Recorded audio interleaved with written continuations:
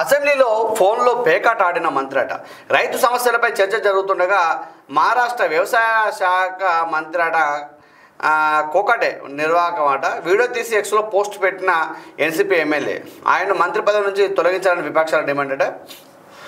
పాపం అంటే ఒత్తిడిలో ఇక్కడ ఏంటంటే రైతు సమస్యల మీద చర్చ జరుగుతుంది.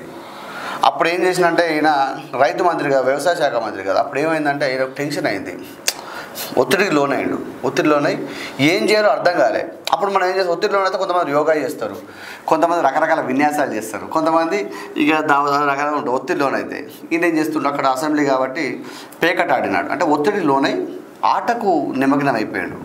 కాబట్టి మేమేమంటున్నాం అంటే ఆయన ప్రావీణ్యం ఉంది ఆటలో, కాబట్టి అతన్ని తీసివేసి ఇంకా క్రీడా శాఖను లేకపోతే ఇంకో శాఖను లేకపోతే అసలు ఆయన ఎమ్మెల్యే గారికి వాళ్ళ ఊర్లో ఉన్న ఆట స్థలాలు ఇచ్చి మంచిగా ఆ ప్రావీణ్యం బాగున్నట్టున్నది. అంతే కదా.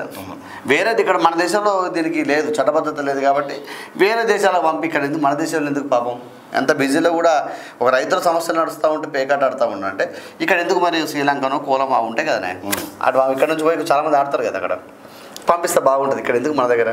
అయినా అదే కదా దండగా.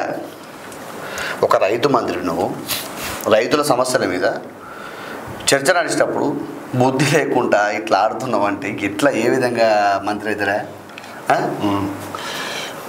మరి చూడు వెనకొచ్చిన వీడియో మంచి ఫోటో తీసి పెట్టి చూసినావా? అంటే వాస్తవానికి పాపం ఈ సార్ ఇక్కడ దొరికింది, కానీ చాలా మంది అదే పనిలో ఉంటారు తెలుసా. మనం పంపించింది ఒక పనికి అయితే వాళ్ళు చేసేది ఒక పని అన్నట్టు ఉంటుంది. కొందరేమో నిద్రపోతారు.